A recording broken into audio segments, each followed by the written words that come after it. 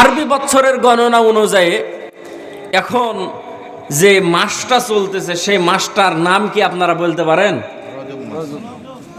দু সাইড থেকে দুই হুজুর বলল, আর সামনে থেকে আরেক হুজুর বলল যে রজব মাস, আর বাদ বাকি গেলা সব চুপচাপ। মানে এমন অবস্থা হয়েছে যে খালি আরবি মাসের হিসাব রাখবে হুজুরেরা, কিন্তু আরবি মাসের হিসাব রাখা এটা ফরজে কেফায়া। নামাজ যেমন ফরজে কেফায়া, আরবি মাসের হিসাব রাখা হচ্ছে ফরজে কেফায়া। জানাজার নামাজ যদি এলাকার কোনো মানুষ যদি না পড়ে, তাহলে যেমন পুরা এলাকার মানুষ গুনাহগার হবে, কয়েকজন আদায় করলে যেমন সবার পক্ষ থেকে আদায় হয়ে যায়, তেমনি ভাবে আরবি মাসের গণনা করা ফরজে কেফায়া। গণনা না করে এলাকার সবাই গুনাহগার হবে, আর এর মধ্যে থেকে কেউ যদি কয়েকজন যদি গণনা রাখে, হিসাব রাখে, তাহলে সবাই সে গুনাহ থেকে মাপ পাবে। বলেন সুবহানাল্লাহ। তাহলে মাঝে মাঝে হুজুরদেরকে একটু চা খাওয়ানো দরকার, যে এই আরবি মাসের গণনাগুলো হুজুররা রেখে আপনাদের গুনাহ থেকে বাঁচার সুযোগ করে দেয়। কথা বলেন জোরে, ঠিক না বেঠিক? আজকে রজব মাসের 19 তারিখ। কত তারিখ? 19 তারিখ। 26 তারিখ দিবাগত রাত্রে আমাদের আখিরি জামানার নবী মুহাম্মদুর রাসূলুল্লাহ সাল্লাল্লাহু আলাইহি ওয়াসাল্লামের ঊর্ধ্বগমন একটা সফর হয়েছিল, তার নাম হলো লাইলাতুল মেরাজ। কথা বলেন জোরে, ঠিক না বেঠিক? এখন যেহেতু রজব মাস চলতেছে, প্রায় জুমার মসজিদে এখন মেরাজের আলোচনাই বেশি চলতেছে। কথা বলেন জোরে, ঠিক না বেঠিক? কারণ কিছু আলোচনা আছে আরবি মাসের সাথে সম্পৃক্ত। রমজান মাস আসলে রোজার ওয়াজ করতে হয়, এরকম রজব মাস আসলে মেরাজের আলোচনা করতে হয়, রবিউল আউয়াল মাস আসলে নবীজির জীবনের উপরে আলোচনা করতে হয়। কিছু আলোচনা আছে, কমন আলোচনা, যে আরবি মাস শুরু হলে এই আলোচনাগুলো করতে হয়। কথা বলেন জোরে, ঠিক না বেঠিক? এখন চলতেছে রজব মাস, নবীজি সাল্লাল্লাহু আলাইহি ওয়াসাল্লামের ঊর্ধ্বগমন মেরাজে যাওয়ার মাস চলতেছে। বলেন সুবহানাল্লাহ। আজ 19 তারিখ, আর মাত্র কয়েকদিন পরেই সেই লাইলাতুল মেরাজ। বলেন সুবহানাল্লাহ। তাহলে যেহেতু রজব মাস চলতেছে, আমরা নবীজির মেরাজ সম্পর্কে আলোচনা শুনবো ইনশাআল্লাহ।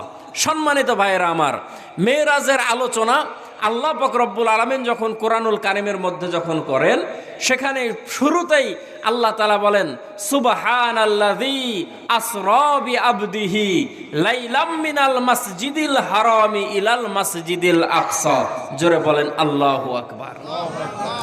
আল্লাহ তাআলা এমন এক সফর করিয়েছিলেন নবীজিকে, যে তাম পৃথিবীর সমস্ত মানুষগুলো আশ্চর্য হবে, যুগের পর যুগ আলোচনা হবে, মানুষগুলো আশ্চর্য হবে যে একটা রাত্রের কিছু অংশে এই সফর কিভাবে করা সম্ভব। মানুষ শুধু আশ্চর্যই হবে, হিসাবের কুল কিনারা পাবে না। জোরে বলেন সুবহানাল্লাহ। সম্মানিত ভাইয়েরা আমার, এই সফর করিয়েছিলেন আল্লাহ তাআলা আমাদের নবী সাল্লাল্লাহু আলাইহি ওয়াসাল্লামকে, নবীজিকে করিয়েছিলেন। কিন্তু এই সফর করার জন্য অন্যান্য নবী রাসূলরা লালায়িত ছিল, অন্যান্য নবী রাসূলগুলোর মনের ইচ্ছা ছিল যে একটু মেরাজে যাব, আল্লাহর সঙ্গে সাক্ষাৎ করব, কথা বলবো, কিন্তু কারো দোয়া, কারো মনের ইচ্ছা পুরা হয় নাই। আল্লাহ তাআলা আমাদের নবীকে এটা দান করেছেন। জোরে বলেন মারহাবা। আর একটু জোরে বলেন মারহাবা। কলিজা ভরে যায়, অন্তর ঠান্ডা হয়ে যায় যখন আমরা শুনি যে আমাদের নবী ঊর্ধ্বগমন সফর করেছিলেন, যাকে দাওয়াত দিয়েছিলেন স্বয়ং আল্লাহ পাক রব্বুল আলামিন। বলেন সুবহানাল্লাহ। এখন আমাদেরকে জানতে হবে, এতগুলো নবী এবং রাসূলের মধ্যে আল্লাহ পাক রব্বুল আলামিন কেন নবীজি সাল্লাল্লাহু আলাইহি ওয়াসাল্লামকে মেরাজ দান করলেন? এটার একটা কারণ জোরে বলেন আছে না নাই? আর একটু জোরে বলেন আছে না নাই? সম্মানিত ভাইয়েরা আমার, পৃথিবীর মধ্যে সর্বপ্রথম পাহাড়ের নাম হলো জাবালে আবু কুবাইস পাহাড়। এই জায়গার মধ্যে হাজী সাহেব আছেন যারা, তাদের হয়তো মনে আছে, স্মরণ আছে আমার ভাইয়েরা, মক্কা শরীফে যারা আপনারা গেছেন, যারা তাওয়াফ করেছেন, ওখানে রাসূলের বাড়ি আছে। যে জায়গায় রাসূল আমার জন্মগ্রহণ করেছে সেই জায়গায় এখন ছাপাখানা মক্তব। সেই জায়গা থেকে কোরআন ছাপিয়ে সারা বিশ্বের মধ্যে প্রচার করা হয়, বিশ্বের মধ্যে পাঠিয়ে দেওয়া হয়। সেখানে আল্লাহ পাক রব্বুল আলামিনের কোরআন শেখানো হয়। নবীজির বাড়ির পিছনে একটা পাহাড় আছে আমার ভাইয়েরা, যেই পাহাড়ের নাম হলো জাবালে আবু কুবাইস পাহাড়। ঠিক আছে হুজুর? জাবালে আবু কুবাইস পাহাড়ের সামনে নবীজি সাল্লাল্লাহু আলাইহি ওয়াসাল্লামের বাড়ি, যেখানে আল্লাহর নবী জন্মগ্রহণ করেছিলেন, সেই সামনে ফাঁকা জায়গা, নামাজ পড়ার জন্য কার্পেট বিছানো আছে। আমার ভাইয়েরা, আমার বাবাজিরা, পাশে আবু লাহাবের বাড়ি, আর একটু সামনে গেলে আবু জেহেলের বাড়ি। সে জায়গায় সৌদি সরকার হাজার হাজার পায়খানা বানায়া দিয়েছে। সেই জায়গায় ফাঁকা জায়গা আছে আমার ভাইয়েরা, দারুন নদুয়া, যেখানে কাফেরেরা মুসলমানদের বিরুদ্ধে ষড়যন্ত্র করত, তাদের সংসদ। সেই জায়গায় আল্লাহু আকবার, জাবালে আবু কুবাইস পাহাড়। ওই জাবালে আবু কুবাইস পাহাড়, আবু কুবাইস নামের একজন ব্যক্তি ওই পাহাড়ের ওপরে সর্বপ্রথম বাড়ি করেছিল। সেই ব্যক্তির নাম অনুসারে জাবালে আবু কুবাইস পাহাড়। ওই পাহাড়ের কিছুটা অংশটা কেটে এখন সৌদি সরকার বাদশা বাড়ি বানিয়েছে, সৌদি ইমামদের থাকার জায়গা সেই জায়গায় করে দিয়েছে। বলেন মারহাবা।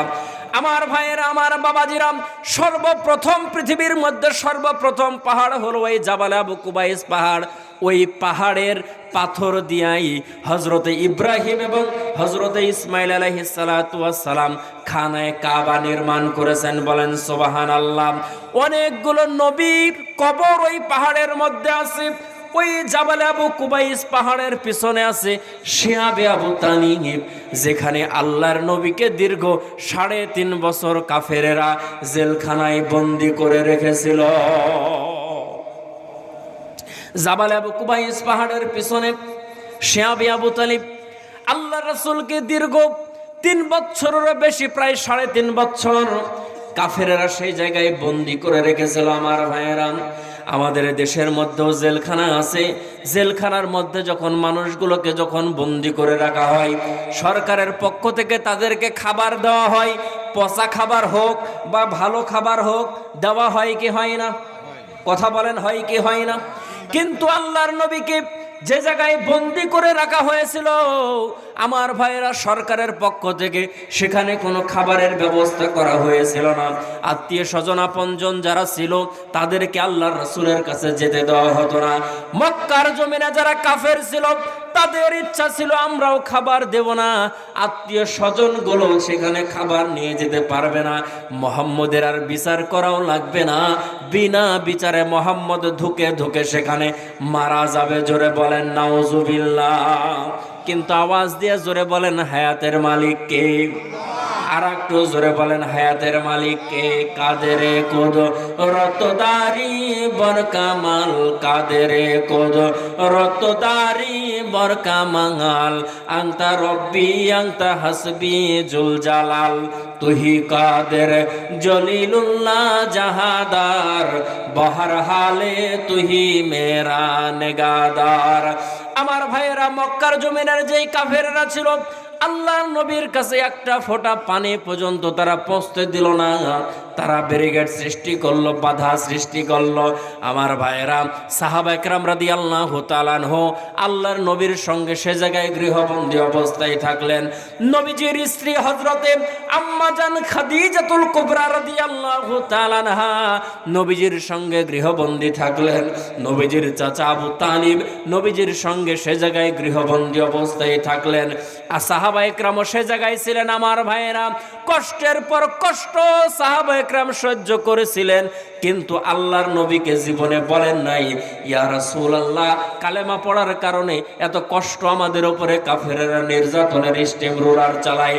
ওগো আল্লাহর নবী, কিসের জন্য আপনি আমাদেরকে এত কষ্টের মধ্যে ফেললেন? শুধুমাত্র কেবলমাত্র সাহাবা একরাম রাদিয়াল্লাহু তাআলা আনহু মাঝে মাঝে আল্লাহর রাসূলকে জিজ্ঞেস করতেন, ইয়া রাসূলুল্লাহ, আল্লাহর পক্ষ থেকে কখন সাহায্য আসবে? ডাক দিয়া বলতেন, মাতা নাসরুল্লাহ, ওগো আল্লাহর নবী, আল্লাহর সাহায্য কত দূরে? আল্লাহর নবী ডাক দিয়ে বলতেন, সাহাবীরা রে, চিন্তার কোনো কারণ নাই, আল্লাহর সাহায্য অতি নিকটে, তোমরা সবর করো, ধৈর্য ধারণ করো। সে জায়গায় আল্লাহর রাসূল গাছের পাতা, গাছের ছাল, গাছের বাকলগুলো নিজে খেলেন, সাহাবা একরামকে খেতে বললেন। আমার ভাইরা, আল্লাহর রাসূলের সহ সাহাবা একরামের পায়খানা গরু ছাগলের পায়খানার মতো হয়ে গেল। আল্লাহর নবী সেই জায়গায় দীর্ঘ 3.5 বছর বন্দী থাকলেন। বন্দী থাকার পরে আল্লাহর রাসূল মুক্তি পেলেন আমার ভাইয়েরা। তারপরে নবীজির স্ত্রী হযরতে খাদিজাতুল কুবরা রাদিয়াল্লাহু তাআলা আনহা দুনিয়ার জমিন থেকে বিদায় নিয়ে চলে গেল। আল্লাহ রাসূল জেল খাটলেন কত বছর? 3.5 বছর। জোরে বলেন কত বছর? 3.5 বছর। আপনি আর আমি জেল খাটিছি কত বছর? একদিনও জাননি, কেউ কেউ কয়েকদিন খাইছেন নাকি? হুজুর বলছে 1 মাস, হুজুর 3.5 মাস। তাহলে 2 জন পাওয়া গেছে, বলেন আলহামদুলিল্লাহ। জেল খাটা মানুষ আগে মনে করতো জেল হলো খালি চোরেদের জায়গা, কিন্তু জেলের ভিতর ভালো মানুষও থাকে। কথা বলেন জোরে, ঠিক না বা ঠিক? আর একটু জোরে আওয়াজ দিয়ে বলেন ঠিক না বা ঠিক? সম্মানিত ভাইয়েরা আমার, যাদের হুকুমে আগে মানুষ জেলে ঢুকতো, ওরাই এখন একে একে জেলে ঢুকছে, সামনে আরো ঢুকবে। দোয়া খালি চালাইতেই থাকেন। কথা বলেন জোরে, ঠিক না বা ঠিক? সম্মানিত ভাইয়েরা আমার, রাসূলের 3.5 বছর শিয়াবে আবু তালিবের মধ্যে বন্দী রাখলো। সেখান থেকে আল্লাহর রাসূল মুক্তি পেলেন। মুক্তি পেলেন কিভাবে? এটার একটা লম্বা চওড়া কথা। মক্কার জমিনে একটা কাফের লিডার ছিল, একটা যুবক ছিল, নাম ছিল তার মুতিম। জোরে বলেন নাম কি? নাম হলো তার মুতিম। 100 জন কাফেরের লিডার সে। আমাদের এলাকার ভিতর লিডার আছে না? 100 জন কাফেরের লিডার। 100 জন কাফেরকে একদিন লিডার ডেকে বলল যে শোনো, মুহাম্মদ আর তার সাথী সঙ্গীদেরকে যে এক জায়গায় বন্দি করে রাখা হয়েছে, তা আসলে বলো তো দেখি মুহাম্মদের আর তার সাথী সঙ্গীদের দোষ কি? এই লোকটা বন্দি করে রাখা হলো কেন? সবাই মিলে একসঙ্গে সে জায়গায় বলে উঠলো যে মতিম, আপনি শোনেন, মুহাম্মদের চাইতে আর তার সাথী সঙ্গীদের চাইতে ভালো মানুষ দুনিয়ার জমিনে আর একজনও নাই। জোরে বলেন সুবহানাল্লাহ। এটা কি কোনো মুসলমান বললো না কাফের বললো? আর একটা আওয়াজ দিয়ে জোরে বলেন।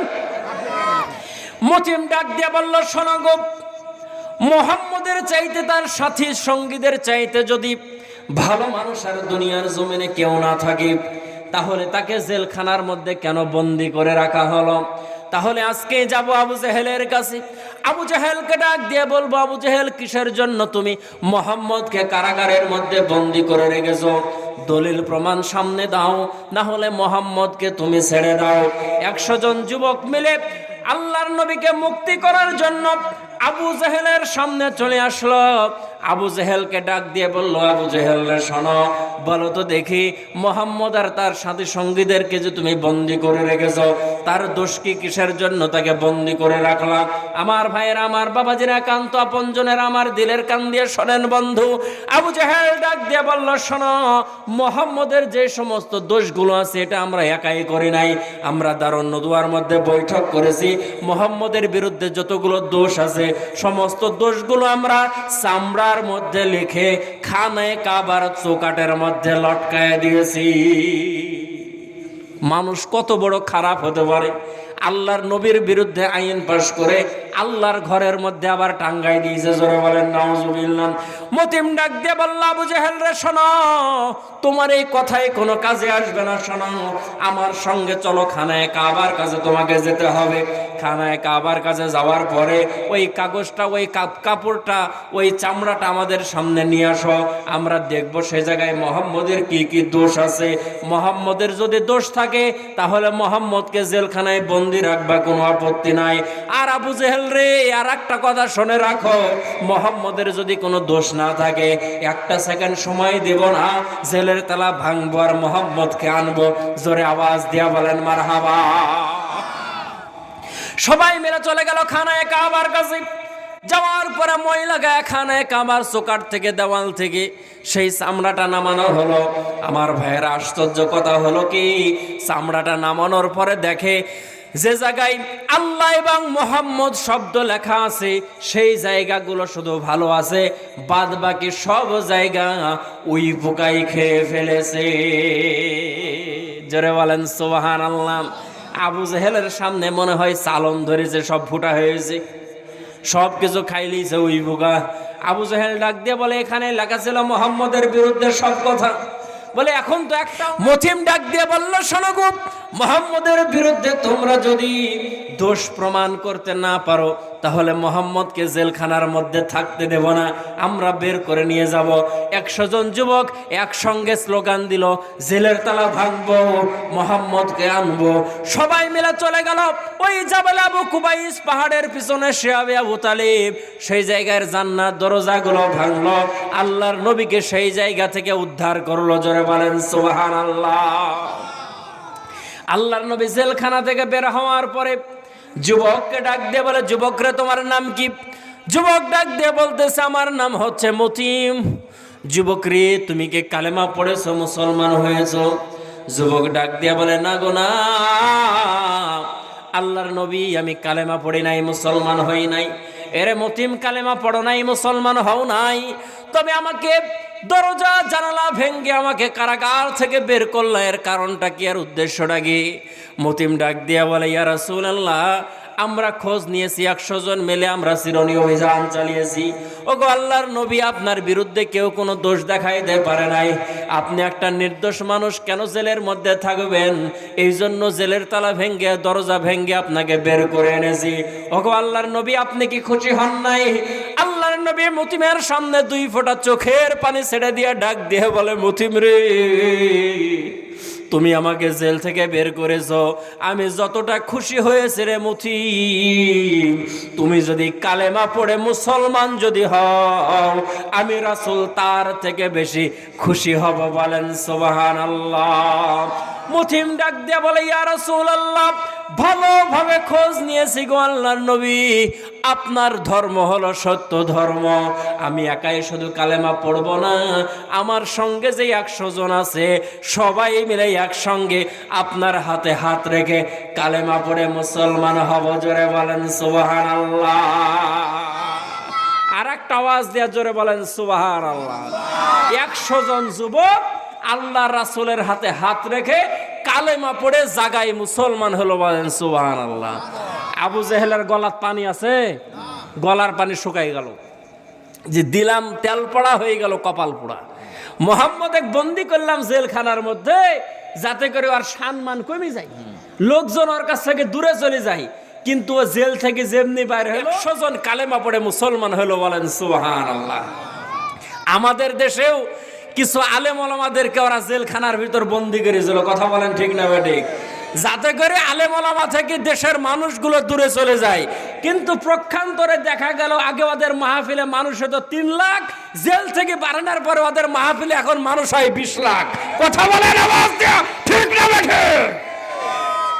এরাও চাইছিল যে আলেম ওলামা থেকে মানুষদেরকে বিচ্ছিন্ন করার জন্য, তারা কি পারিছে? এক একজনের নামে মামলা দিয়েছে, কি মানিব্যাগ চুরির মামলা, মানে মৌলবীরার কাম নাই, মানুষের মানিব্যাগ চুরি করতে গেছে।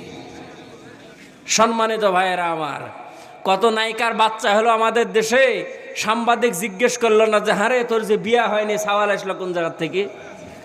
আর বউ নিয়া হুজুর রিসোর্টে গেল, সাংবাদিক জিজ্ঞেস করছে কাবিন নামা দেখান। মানুষ কাবিন নামা পকেটে গাড়ি লিয়া ঘুরে, কথা বলেন। এখন জেলের ভিতর কাবিন নামা দেখা যাবে কার কটা আছে, কথা বলেন জোরে ঠিক না বেঠিক? সম্মানিত ভাইয়েরা আমার, যুগে যুগে এরকম ইসলামের দুশ্মন ছিল, আছে, থাকবে, কিন্তু ইসলামের সম্মান রক্ষা করবে। জোরে বলেন কে?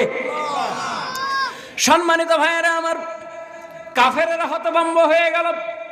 আহারে, মুহাম্মদ সাল্লাল্লাহু আলাইহি ওয়াসাল্লামের বিরুদ্ধে আমরা আইন পাশ করলাম, তাকে জেলখানায় বন্দী করলাম, কিন্তু দেখা গেল কি তার জনপ্রিয়তা মোটেও কমে নাই, তার জনপ্রিয়তা আরো বেড়েই চলেছে। আমার ভাইয়েরা, ইসলামের বিরুদ্ধে কাফের মুরতাদেরা, মুশরিকেরা যত বাধা প্রদান করবে, মুনাফিকেরা যত বাধা প্রদান করবে, আল্লাহ পাক রব্বুল আলামিন ইসলামের বিজয় তত তাড়াতাড়ি দুনিয়ার জমিনে এনে দিবেন, কোনো সন্দেহ না।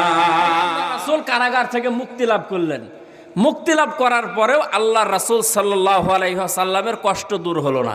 আল্লাহ রাসূলের স্ত্রী আম্মাজান খাদিজাতুল কুবরা রাদিয়াল্লাহু তাআলা আনহা, তিনি দুনিয়ার জমিন থেকে বিদায় নিয়ে চলে গেলেন। নবীজিকে সাপোর্ট দিয়েছিলেন 2 জন মানুষ, একজন হলেন খাদিজাতুল কুবরা রাদিয়াল্লাহু তাআলা আনহা, আর একজন নবীজির চাচা আবু তালিব। আবু তালিবও তার কিছুদিন পরে দুনিয়ার জমিন থেকে বিদায় নিয়ে চলে গেল। তাহলে নবীজির চাচাও চলে গেল, নবীজির স্ত্রীও চলে গেল। সে সময় নবীজির কিছুদিন ওহিও বন্ধ ছিল। সেই বছরটাকে বলা হয় আম্মুল ওজন। জোরে বলেন মারহাবা। চারিদিক থেকে পেরেশানি আর টেনশন। আল্লাহ রাসূল সাল্লাল্লাহু আলাইহি ওয়াসাল্লামের উপরে কাফেরদের অত্যাচার নির্যাতন মক্কার সাল্লাল্লাহু আলাইহি ওয়াসাল্লাম সেখান থেকে চলে গেলেন সুদূর প্রায় 100 কিলোমিটার দূর তায়েফে। গেলেন কোথায়? তায়েফে। যে মক্কার জমিনে কাফেরেরা এত অত্যাচার করে, তায়েফে একটু যাই। হালিমাতুস সাদিয়ার এলাকা, আমার দুধ মায়ের এলাকা, নানা নানির এলাকা। সেখানে যাওয়ার পরে দেখি এই জায়গার লোকজন আমার সঙ্গে কি ব্যবহার করে।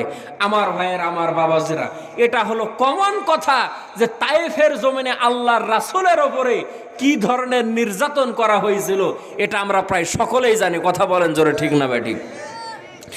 আম্মাজান হযরত আয়েশা সিদ্দিকা রাদিয়াল্লাহু তাআলা আনহা বলেন, একদিন আল্লাহ রাসূলের শরীরের মধ্যে তেল মালিশ করার জন্য নবীজির শরীর থেকে চাদরটা সরালাম। নবীজির শরীরের মধ্যে দেখি ছোট ছোট বসন্তের দাগের মতো কালো কালো দাগগুলো দেখা যায়। আল্লাহ রাসূলকে জিজ্ঞেস করলাম, ইয়া রাসূলুল্লাহ, কবে আপনার শরীরের মধ্যে বসন্ত হয়েছিল গো নবী? শরীরের মধ্যে কালো কালো দাগগুলো দেখা যায়। আমার নবী চোখের পানি ছাড়ে, ডাক দিয়ে বলে, আয়েশা রে, এই সমস্ত দাগগুলো কোনো বসন্তের দাগ না রে আয়েশা।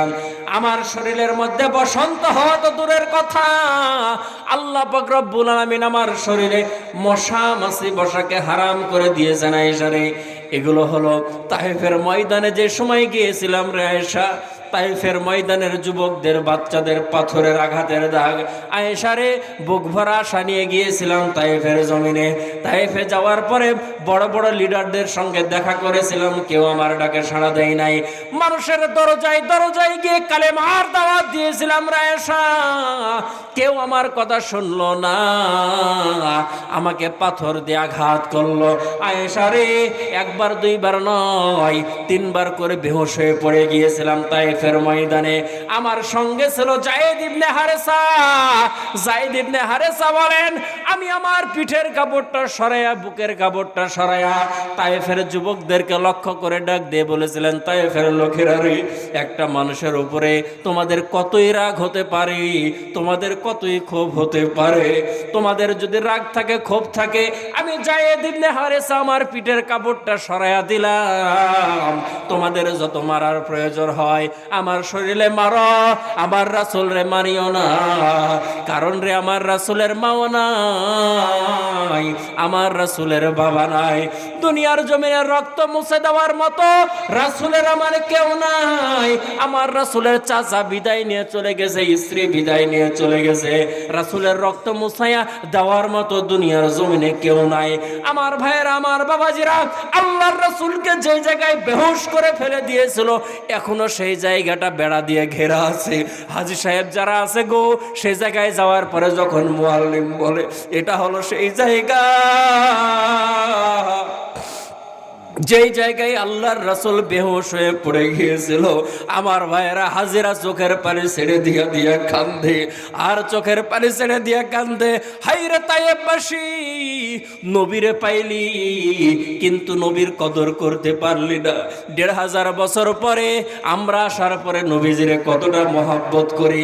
হযরতে যায়েদ ইবনে হারেসা বলেন, নবীজিকে মারতে মারতে সে জায়গায় বেহুশ করেছে, একবার নয়, 2 বার নয়, 3 বার। সেই জায়গায় একটা আঙ্গুরের বাগান ছিল। তায়েফের সর্বপ্রথম মুসলমানের নাম হলো হযরতে আকদাস রাদিয়াল্লাহু তাআলা আনহু। উতবা সাইবার সেই আঙ্গুরের বাগান, হযরতে আকদাস সে সময় মুসলমান হয়েছিল না রে বাবা। সেই জায়গায় আল্লাহ রাসূলকে 1 গ্লাস আঙ্গুরের শরবত পান করালেন, আঙ্গুরের রস পান করালেন। আল্লাহ রাসূল জিজ্ঞেস করলেন, বাবারে তোমার নাম কি? ডাক দিয়ে বলল, আমার নাম আকদাস। আমার ভাইয়েরা, লম্বা চওড়া কথা। হযরতে আকদাস রাদিয়াল্লাহু তাআলা কালেমা পড়লেন, মুসলমান হলেন।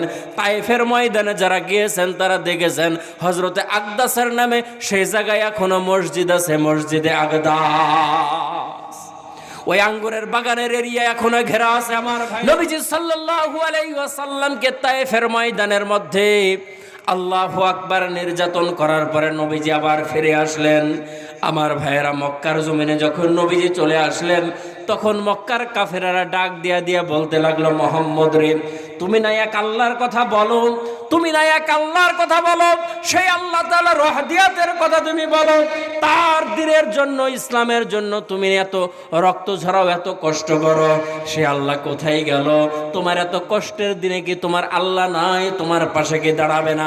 এই সমস্ত কথাগুলো যখন আমার ভাইয়েরা কাফেররা যখন আল্লাহর রাসূলকে যখন বলতে লাগলো, আল্লাহর নবী সাল্লাল্লাহু আলাইহি ওয়াসাল্লাম যখন কাতর হয়ে গেলেন শোকে, আমার ভাইয়েরা কথা বলে না, এমনি সময় হযরতে জিবরাইল আলাইহিস সালাতু ওয়াস সালাম আল্লাহ পাক রব্বুল আলামিনের পক্ষ থেকে নবীজি সাল্লাল্লাহু আলাইহি ওয়াসাল্লামের কাছে আসলেন, ডাক দিয়ে বললেন, নবীজি, আল্লাহ পাক রব্বুল আলামিন আপনাকে ডাক দিয়েছেন গো নবী, আপনাকে দাওয়াত দিয়েছেন, আল্লাহর বাসায় যাবেন, আপনি কথা বলবেন, আপনার দুঃখের কথাগুলো আল্লাহ শুনবেন, আপনার চোখের পানি আল্লাহ নিজের কুদরতি হাত দ্বারা মুছায়া দিবেন। জোরে বলেন সুবহানাল্লাহ।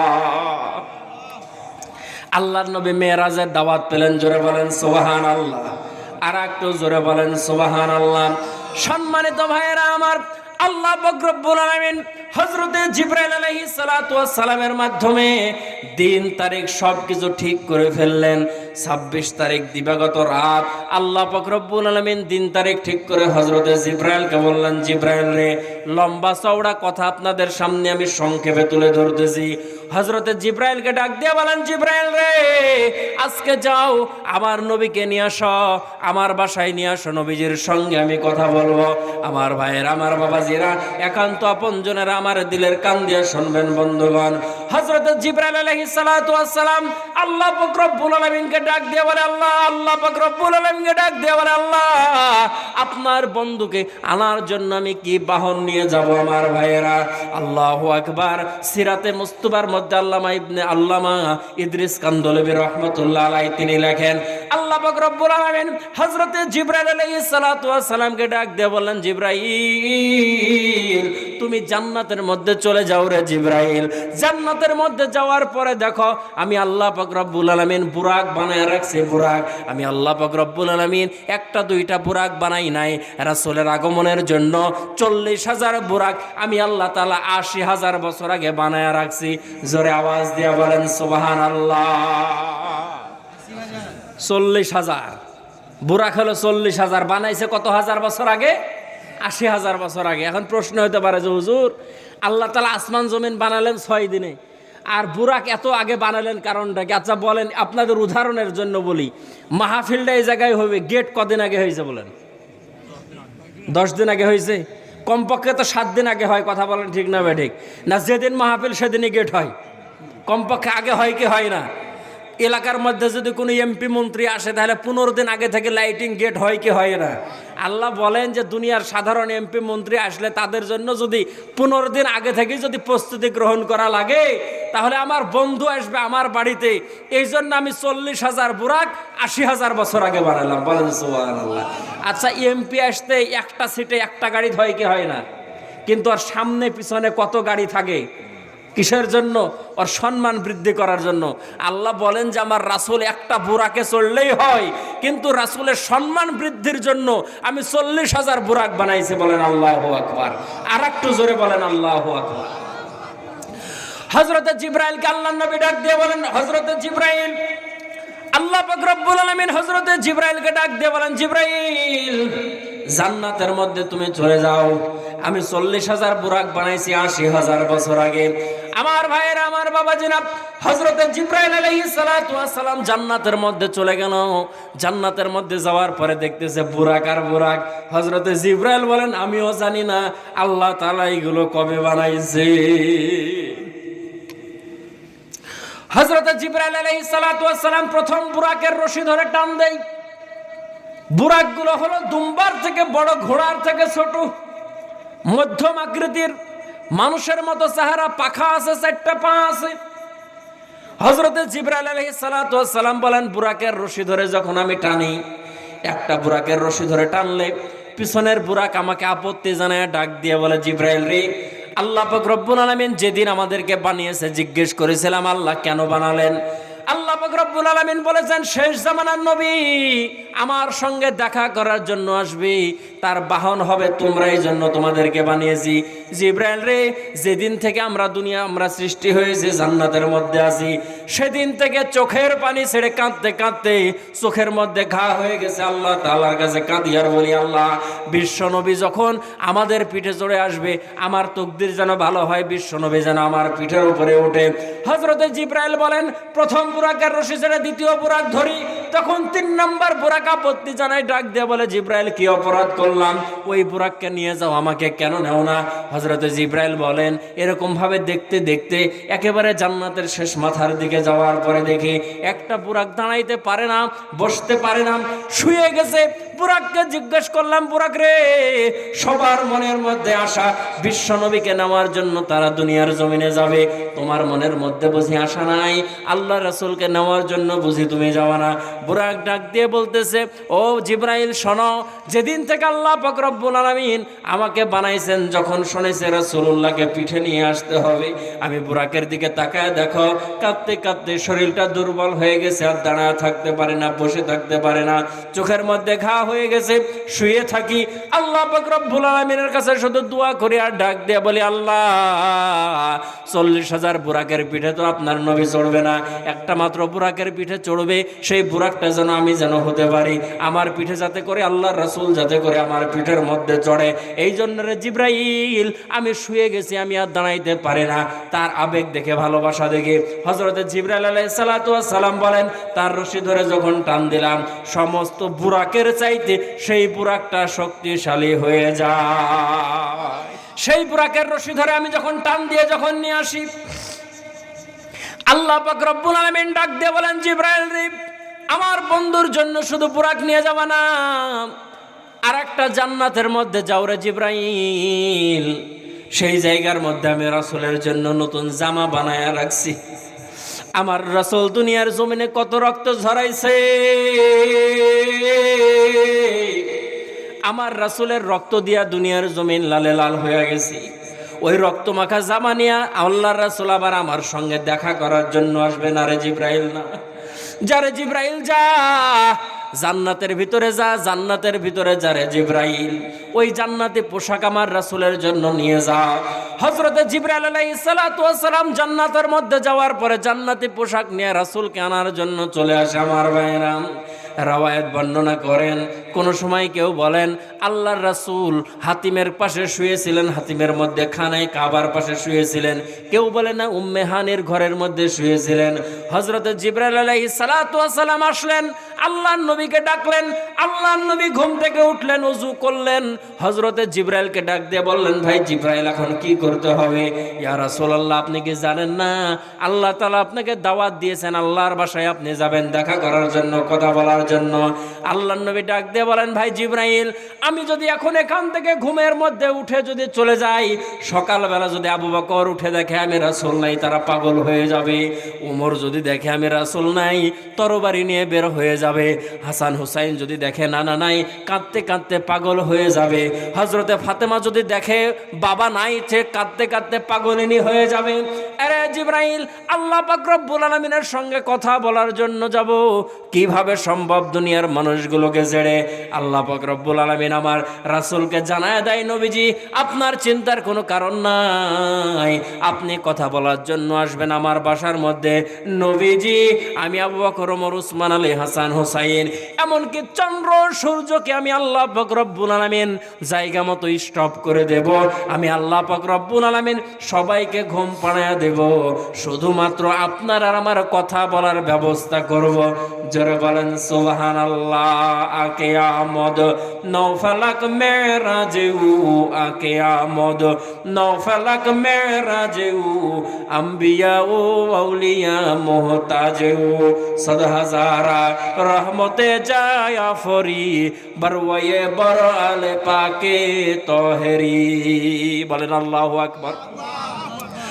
হযরতে জিবরাইল আলাইহিস সালাতু ওয়াস সালাম নতুন পোশাক পরায়া দিলেন। আল্লাহর নবী সাল্লাল্লাহু আলাইহি ওয়াসাল্লাম এখন বুরাকের পিঠে উঠতে চায়। আমার ভাইরা, আমার বাবাজিরা, এমন সময় বুরাকের চেহারা দেখে আমার রাসূলের মনে হয়ে যায় গুনাহগার উম্মতের কথা। মেরাজের আলোচনা আপনারা যতই শুনবেন আমার ভাইয়েরা, এক রাত দুই রাত মেরাজের আলোচনা করে শেষ করা যাবে না। রাত্রের পর রাত্র চলে যাবে মেরাজের আলোচনা করতে। আমার রাসূল যখন বুরাকের পিঠে যখন উঠতে যাবে, জিবরাইলকে ডাক দিয়ে বলেন, জিবরাইল রে, আমার জন্য আমার আল্লাহ এত সুন্দর বাহন পাঠাইছে রে জিবরাইল, আমার গুনাহগার উম্মতকে এই সমস্ত বুরাকগুলো পাবে। হযরতে জিবরাইল ডাক দিয়ে বলে, ইয়া রাসূলুল্লাহ, শুধুমাত্র আপনার জন্য আর কেউ পাবে না। আল্লাহর নবী ডাক দিয়ে বলেন, জিবরাইল রে, আমার গুনাহগার উম্মত যদি না পায় এই বুরাকের মধ্যে আমি উঠবো না। আমার আল্লাহ ডাক দিয়ে বলে, বন্ধু গো, উম্মতকে আপনি এত ভালোবাসেন, এত মহব্বত করেন, যান গো বন্ধু যান, আজকে সফরের রাত্রে আপনার মন খারাপ আমি আল্লাহ করাবো না। যা চাইবেন গো নবী তাই পাইবেন, যা চাইবেন তা পাইবেন। শুধু আপনার উম্মতের কাছে বলবেন, আপনার উম্মতগুলো যদি আপনাকে মানে, আপনার আদর্শ মানে, আমি প্রত্যেকের জন্য এক একটা করে বুরাকের বরাদ্দ করলাম। জোরে বলেন সুবহানাল্লাহ। এবার নবী আমার বুরাকে উঠতে চাই, কিন্তু বুরাক পিঠে নিতে চাই না, লম্পঝম্প করে, লাফালাফি করে। আল্লাহর নবী বুরাককে ডাক দিয়ে বলে, বুরাক রে, কিসের জন্য আমাকে পিঠে নিতে চাও না?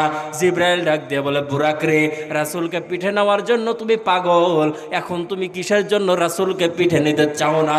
বুরাক ডাক দিয়ে বলে, ইয়া রাসূলুল্লাহ, আরে ভাই জিবরাইল শোনো, হাসরের ময়দানে যেদিন বিচার শেষ হয়ে যাবে, সমস্ত নবীগুলো যখন জান্নাতের মধ্যে যাবে, উম্মতগুলো যখন জান্নাতের মধ্যে যাবে, সর্বপ্রথম জান্নাতের দিকে রওনা করবে আখেরে জামানার নবী মুহাম্মদ। এ জিবরাইল, শুধু নবীজিকে এই কথাটা বলতে বলো, সেদিন হাজার হাজার আমি বুরাকের মতো হাজার হাজার বুরাক হাসরের ময়দানে থাকবে। আমি বুরাকের পিঠ ব্যতীত যাতে করে অন্য বুরাকের পিঠে আল্লাহর নবী না চড়ে। আল্লাহর নবী ডাক দিয়ে বললেন, ঠিক আছে, তোমার পিঠেই উঠবো। আমার ভাইরা বুরাকের পিঠে উঠে বসলেন। বুরাক চলা শুরু করলো। কত জোরে বুরাক চলে, বুরাকের নজর যেখানে পড়ে, বুরাকের কদম সেখানে পড়ে। বলেন সুবহানাল্লাহ। এত দ্রুত গতিতে বুরাক চলে। বুরাক চলে তো চলে, কিছু দূর যাওয়ার পরে আল্লাহর রাসূল বলেন, একটা সবুজ বাগান দেখতে পেলাম। এমন সময় জিবরাইল আলাইহিস সালাতু ওয়াস সালাম বুরাককে থামায়া দিল। আল্লাহর নবী বলেন, আমাকে ডাক দিয়ে বলল, ইয়া রাসূলুল্লাহ, ইয়া হাবিবাল্লাহ, এই জায়গায় আপনি নামেন। ওগো আল্লাহর নবী সাল্লাল্লাহু রাকাতাইন, 2 রাকাত নামাজ আদায় করেন। আল্লাহর নবী সেই জায়গায় নামলেন, সবুজ খেজুরের বাগান, সে জায়গায় আল্লাহর রাসূল নামলেন, 2 রাকাত নামাজ আদায় করলেন। নামাজ শেষ করার পরে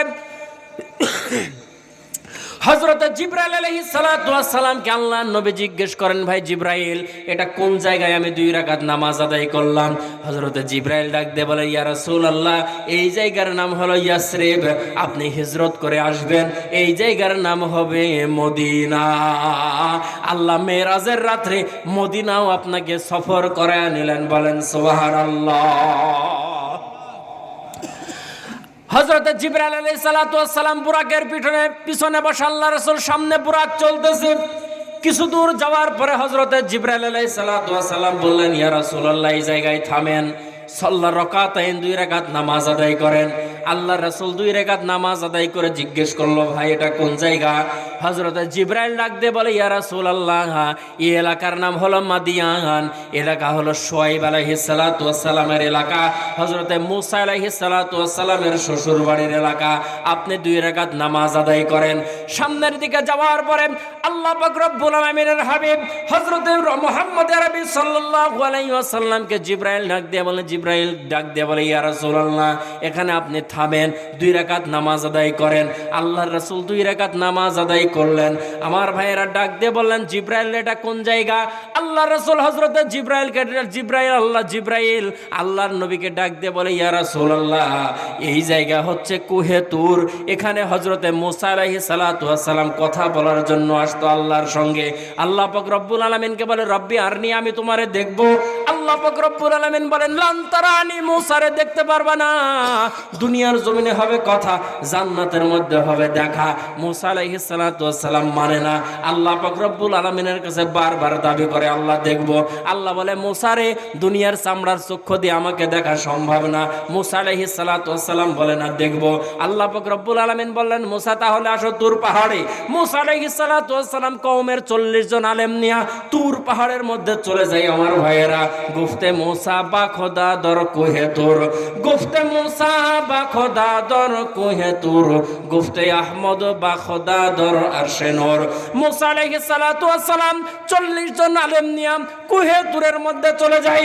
আল্লাহ পাক রব্বুল আলামিন 70,000 নূরের পর্দার একটা পর্দা উঠায়া সুসের আগা পরিমাণ ফাঁকা জায়গা দিয়া কুহে তুরের মধ্যে আল্লাহ পাক রব্বুল আলামিন নূরের তাজাল্লি দেয়। মুসা আলাইহিস সালাতু ওয়াস সালাম বেহুশ হয়ে যায়, কওমের লোকজনগুলো মারা যায়।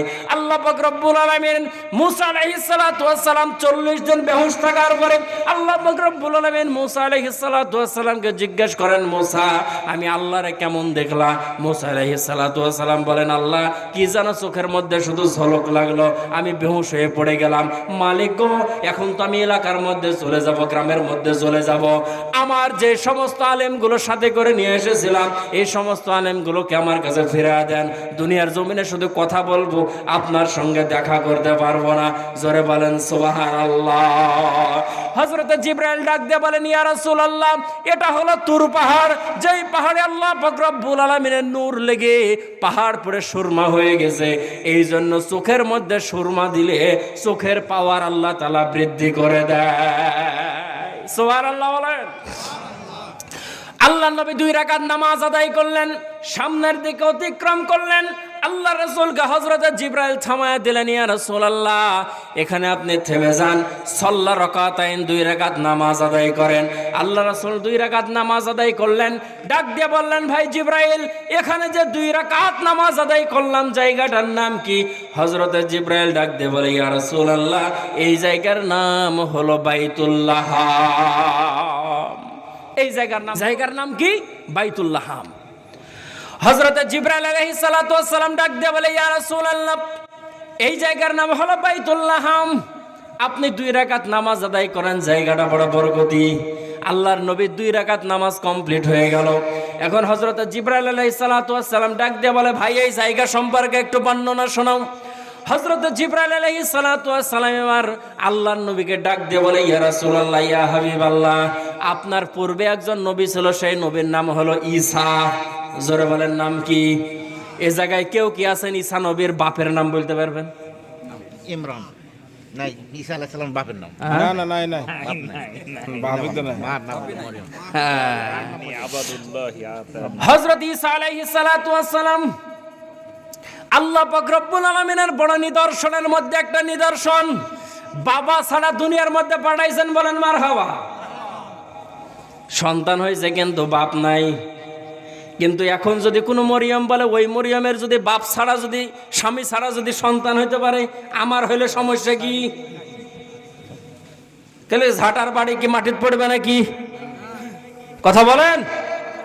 হযরত মারিয়াম আলাইহিস সালাতু ওয়াস সালাম যখন সন্তান সম্ভবা হলেন, সে সময় আল্লাহ পাক রব্বুল আলামিনের কাছে কাঁদলেন আর বললেন, আল্লাহ, দুনিয়ার জমিনে বেঁচে না থাকার চাইতে এখন যদি আমার মৃত্যু হয়ে যেত কত ভালো হতো। মানুষ যদি আমারে জিজ্ঞেস করে, তোর বিয়ে হয় নাই, সন্তান আসলো, সামনে আমি মুখ দেখাবো কি করে? মারিয়াম আলাইহিস সালাতু ওয়াস সালাম একটা খেজুরের বাগানের মধ্যে চলে যায়। একটা গাছের মধ্যে, মরা খেজুরের গাছের মধ্যে হেলানা দিয়ে বসে। সেই জায়গায় হযরত ঈসা আলাইহিস সালাতু ওয়াস সালাম ভূমিষ্ঠ হয়। বলেন সুবহানাল্লাহ। মারিয়াম আলাইহিস সালাতু ওয়াস সালাম সন্তান ভূমিষ্ঠ করার পরে পিপাসার শরীর দুর্বল হয়ে গেছে, ক্ষুধা লেগেছে, খাবারের দরকার। আল্লাহ পাক রব্বুল আলামিনের কাছে দোয়া করে ডাক দিয়ে বলে, আল্লাহ, কোন পরীক্ষার মধ্যে আপনি ফেললেন রে মালিক? আমার এখানে এখন খাবার প্রয়োজন, পিপাসা লেগেছে, পানির প্রয়োজন। খাবারগুলো আসবে কোথা থেকে? পানি আসবে কোথা থেকে? আল্লাহ পাক রব্বুল আলামিন মারিয়ামকে ডাক দিয়ে বলে, মারিয়াম রে, যেই গাছের মধ্যে তুমি হেলানা দিয়ে বসে আছো রে মারিয়াম, সেই গাছের মধ্যে তুমি ধাক্কা দাও। তুমি দিবা ধাক্কা, উপর থেকে খেজুর পড়বে পাক্কা। জোরে বলেন সুবহানাল্লাহ। মারিয়াম আলাইহিস সালাতু ওয়াস সালাম চিন্তা করলো, গাছের মধ্যে ধাক্কা দিলে যদি উপর থেকে পাক্কা খেজুর পড়ে, তাহলে দেখি তো গাছের মধ্যে খেজুর আছে কমন। মারিয়াম আলাইহিস সালাতু ওয়াস সালাম গাছের দিকে তাকায় দেখে গাছের মধ্যে খেজুর থাকবে কি? গাছের মাথায় নাই, কবে মরে গেছে। মারিয়াম আলাইহিস সালাতু ওয়াস সালাম আল্লাহ পাক রব্বুল আলামিনের কাছে বলে, আল্লাহ, কোন গাছে ধাক্কা দিতে বললেন? আচ্ছা বলেন দেখি, খেজুরের গাছ কি একাই মানুষ ঝুঁকানো সম্ভব? দুজন মিলে সম্ভব? আর একটা মহিলা মানুষকে আল্লাহ বলে খেজুর গাছে ধাক্কা দাও। সুবহানাল্লাহ, জোরে বলেন। মারিয়াম আলাইহিস সালাতু ওয়াস সালাম গাছের দিকে তাকায় দেখে গাছের মধ্যে কোনো খেজুর নাই। আল্লাহ পাক রব্বুল আলামিনের কাছে বলে, আল্লাহ গাছের মধ্যে ধাক্কা দিব, আমি মেয়ে মানুষ, শরীরের মধ্যে শক্তি নাই, সন্তান প্রসব করেছি, আচ্ছা না হলে দিলাম ধাক্কা, কিন্তু খেজুর যে পড়বে গাছের যে মাথায় নাই। আমার আল্লাহ ডাক দিয়ে বলে, মারিয়াম দুনিয়ার অন্য কোনো মহিলার পেটে না রে মারিয়াম, তোমার পেটেই আমি বাবা ছাড়া পিতা ছাড়া সন্তান দিয়েছি, তোমার পেটে আমি স্বামী ছাড়া সন্তান দিয়েছি। আমি যদি স্বামী ছাড়া, আমি যদি বাপ ছাড়া সন্তান দিতে পারি, আমি বুঝি গাছের মাথা ছাড়া খেজুর দিতে পারি না। সুবহানাল্লাহ, জোরে বলে। মারিয়াম আলাইহিস সালাতু ওয়াস সালাম যেমনি গাছের মধ্যে ধাক্কা দিয়েছে, গাছটা তুলার মতো নড়া শুরু করেছে। বলেন সুবহানাল্লাহ। উপর থেকে দরদর করে খেজুর পড়া শুরু হলো। মারিয়াম আলাইহিস সালাতু ওয়াস সালাম বলেন, চারিদিক শুধু খেজুর আর খেজুরে ভরে গেল। বলেন সুবহানাল্লাহ। হযরতে জিবরাইল আলাইহিস সালাতু ওয়াস সালাম ডাক দিয়ে বলে, ইয়া রাসূলুল্লাহ, এটা হলো সেই বরকতপূর্ণ জায়গা বাইতুল্লাহ, যেখানে হযরতে ঈসা আলাইহিস সালাতু ওয়াস সালাম জন্মগ্রহণ করেছিল। আল্লাহ পাক রব্বুল আলামিন মেরাজের রাতে আপনাকে এটা সফর। হযরতে জিবরাইল আলাইহিস সালাতু ওয়াস সালাম চলতে লাগলেন। এমন সময় জিবরাইল আলাইহিস সালাতু ওয়াস সালাম আল্লাহর নবীকে ডাক দিয়ে বলে, ইয়া রাসূলুল্লাহ, ইয়া হাবিবাল্লাহ, আপনি যখন সামনের দিকে যাবেন, ওগো আল্লাহর নবী, আপনার সামনে কিছু মানুষ আসবে, একটা মানুষ আসবে, বৃদ্ধ মানুষ, আপনাকে ডাক দিবে, আপনি তার ডাকে সাড়া দিবেন না। আর একটা বৃদ্ধা মহিলা আসবে, আপনাকে ডাকবে, আপনি তার দিকে তাকাবেনও না। একটা জামাত তারপরে আপনাকে সালাম দিবে, ইয়া রাসূলুল্লাহ, আপনি তাদের সালামের জবাব দিবেন। বলেন মারহাবা। তাই হলো, একটা বৃদ্ধা মহিলা আল্লাহ রাসূলকে সালাম দিলেন, আল্লাহ রাসূলকে ডাকলেন, আল্লাহ রাসূল তাকালেন না। একটা বৃদ্ধ মানুষ আল্লাহ রাসূলকে ডাকলেন, সেদিকেও তাকালেন না। একটা জামাত আল্লাহ রাসূলকে সালাম দিলেন, আল্লাহ রাসূল সালামের উত্তর দিলেন, জবাব দিলেন। সম্মানিত ভাইয়েরা আমার, পরবর্তীতে আল্লাহ রাসূল হযরতে জিবরাইল আলাইহিস সালাতু ওয়াস সালামকে জিজ্ঞেস করলেন যে, জিবরাইল, এরা কারা? হযরতে জিবরাইল ডাক দিয়ে বলতেছেন যে, ইয়া রাসূলুল্লাহ, প্রথমে যে একটা বৃদ্ধা মহিলা আপনাকে সালাম দিল, সেটা হলো দুনিয়া। দুনিয়ার সুরাত বৃদ্ধ হয়ে গেছে, কিছুদিন পর দুনিয়া ধ্বংস হয়ে যাবে। এটা হলো দুনিয়া। আপনি যদি এই বৃদ্ধা মহিলার ডাকে সাড়া দিতেন, আপনার দুনিয়ার উম্মতগুলো দুনিয়ামুখী হয়ে যেত। বলেন সুবহানাল্লাহ। আল্লাহ রাসূল ওর ডাকে সাড়া দেয় নাই, তাও মানুষ দুনিয়া ছাড়ে না। তাহলে যদি সেই দিকে যেত, তাহলে কি অবস্থায়, তো চিন্তাই করা যায় না। কথা বলেন যেন ঠিক না বেঠিক। তারপর একটা বৃদ্ধ মানুষ সালাম দিল, ডাকে বৃদ্ধ মানুষ ডাকলো, সেটাকে হযরতে জিবরাইল বলেন, সেটা হলো হাজা শয়তান, সেটা হলো শয়তান। আপনি যদি তার ডাকে সাড়া দিতেন, আপনার উম্মতগুলোকে শয়তান বেশি করে গ্রাস করে ফেলতো। তারপরে যে একটা জামাত সালাম দিল, সেটাকে হযরতে জিবরাইল ডাক দিয়ে বলতেছেন, সেটা হলো হযরতে মূসা, সেটা হলো হযরতে ঈসা, সেটা হলো হযরতে ইব্রাহিম আলাইহিস সালাতু ওয়াস সালাম। জোরে বলেন সুবহানাল্লাহ। আপনি তার সালামের জবাব দিয়েছেন, আল্লাহ আপনাকে সফলতা দান করবে। বলেন সুবহানাল্লাহ। এখন আল্লাহর রাসূল বাইতুল মুকাদ্দাসে গেলে, বলেন সুবহানাল্লাহ। এই সফর হলো দুনিয়ার সফর। কোথাকার সফর? দুনিয়ার সফর। এখন বাইতুল মুকাদ্দাস, বাইতুল মামুর, আসমানের সফর আল্লাহ রাসূলের শুরু হবে। আল্লাহ রাসূল বলেন যে, বাইতুল মুকাদ্দাস, সেই জায়গায় ঢোকার পরে, মসজিদে আকসার মধ্যে ঢোকার পরে দেখি আদম আলাইহিস সালাতু ওয়াস সালাম থেকে শুরু করে ঈসা নবী পর্যন্ত যতগুলো নবী, যতগুলো রাসূল, যতগুলো পয়গম্বর দুনিয়ার মধ্যে এসেছে, সবাই কাতারবদ্ধভাবে সেই জায়গার মধ্যে বসে আছে। বলেন সুবহানাল্লাহ। হযরতে জিবরাইল বলেন, ইয়া রাসূলুল্লাহ, এখনই আজান হবে আর এই নামাজ হবে, এই জামাতের ইমামতি করবেন আপনি। বলেন সুবহানাল্লাহ। আল্লাহ রাসূল ইমামতি করলেন। জিবরাইল আলাইহিস সালাতু ওয়াস সালাম হাত ধরে বললেন যে, আজকে থেকে আপনি ইমামুল মুরসালিন, সমস্ত নবীদেরও ইমাম। বলেন সুবহানাল্লাহ। নবীজি সাল্লাল্লাহু আলাইহি ওয়াসাল্লামের সামনে সে সময় 3 পেয়ালা পানিও নিয়ে আসা হলো। আল্লাহ রাসূলকে জিবরাইল আলাইহিস সালাতু ওয়াস সালাম বললেন, ইয়া রাসূলুল্লাহ, উত্তম খাবার আপনি গ্রহণ করুন। সেই জায়গার মধ্যে ছিল পানি, তারপরে ছিল শরাব, তারপরে ছিল দুধ। আল্লাহ রাসূল দুধ গ্রহণ করলেন। হযরত জিবরাইল বললেন, ইয়া রাসূলুল্লাহ, আপনি যদি পানি গ্রহণ করতেন, আপনার উম্মত পানি দ্বারা ধ্বংস হয়ে যেত। আপনি যদি মদ গ্রহণ করতেন, আপনার উম্মতগুলো গোমরা হয়ে যেত। আপনি দুধ গ্রহণ করেছেন, জান্নাতে খাবার গ্রহণ করেছেন, আপনার উম্মত হেদায়েতের উপরে থাকবে। বলেন সুবহানাল্লাহ। সম্মানিত ভাইয়েরা আমার, জিবরাইল আলাইহিস সালাতু ওয়াস সালাম সেখান থেকে প্রথম আসমান, দ্বিতীয় আসমান, তৃতীয় আসমান, এরকম করে উঠতে উঠতে সপ্তম আসমান পর্যন্ত প্রত্যেকটা আসমান আল্লাহ তাআলা কি দিয়ে বানিয়েছেন, কোন আসমানে কোন নবীর সঙ্গে দেখা, সমস্ত বর্ণনাগুলো আছে সিরাতে মুস্তাফা। আল্লামা ইদ্রিস কান্দলবী রহমতুল্লাহ আলাইহি তিনি লিখেছেন কোন আসমান আল্লাহ তাআলা কি দ্বারা বানিয়েছেন। এই দুনিয়া তো দেখে মাটি দ্বারা, কোন আসমান আল্লাহ তাআলা স্বর্ণ দ্বারা বানিয়েছেন, কোন আসমান চাঁদি দ্বারা বানিয়েছেন, কোন আসমান আল্লাহ তাআলা ইয়াকুত পাথর দ্বারা বানিয়েছেন, কোন আসমান আল্লাহ তাআলা মরমর পাথর দিয়ে বানিয়েছেন। এরকম ভাবে সপ্তম আসমানের উপরে আল্লাহ পাক রব্বুল আলামিন একটা মসজিদ বানিয়েছেন। সেই মসজিদের নাম হলো বাইতুল মামুর। জোরে বলেন সুবহানাল্লাহ। বাইতুল মামুর হলো খানায়ে কাবা বরাবর বাইতুল মামুর। বাইতুল মামুর থেকে যদি কোনো পাথর ওর টুকরা ফেলা হয়, সেই পাথরের টুকরা এসে খানায়ে কাবার উপরে পড়বে। বলেন সুবহানাল্লাহ। দুনিয়ার মানুষের কাছে যেমন খানায়ে কাবা, যেমন এটা আমাদের কিবলা, তেমনই ভাবে ফেরেশতাদের কিবলা হলো সেই জায়গার বাইতুল মামুর। বলেন সুবহানাল্লাহ। আল্লাহ রাসূল বলেন বাইতুল মামুরের ওখানে যাওয়ার পরে দেখি আমাদের জাতির পিতা হযরত ইব্রাহিম আলাইহিস সালাতু ওয়াস সালাম বাইতুল মামুর মসজিদ মরমর ধবধবে সাদা পাথর দিয়ে বানানো, সেই জায়গার মধ্যে হেলানা দিয়ে ছোট্ট ছোট্ট বাচ্চাদেরকে আল্লাহ তাআলার কালাম শিক্ষা দিতেছেন। বলেন সুবহানাল্লাহ। সম্মানিত মুসল্লিন ইকরাম, মেরাজের আলোচনা, বিস্তার আলোচনা, যে আলোচনার বর্ণনা আল্লাহ তাআলা করতে গিয়ে নিজেই বলেছেন সুবহানাল্লাযী আসরা বিআবদিহি লাইলাম মিনাল মাসজিদিল হারামি ইলাল মাসজিদিল আকসা। এমন এক আল্লাহ তাআলা এমন এক সফর করিয়েছেন, আশ্চর্যজনক সফর। আমরা কোনো আশ্চর্য জিনিস দেখলে বলি না সুবহানাল্লাহ, বলি কি বলি না? আর যারা বেশি আপডেট, ওরা দেখার পরে বলে ও মাই গড। কথা বলেন জোরে, ঠিক না বেঠিক? কিন্তু আল্লাহর নিয়ামত দেখলে উম্মতে মুহাম্মাদের বৈশিষ্ট্য, তারা কি বলবে?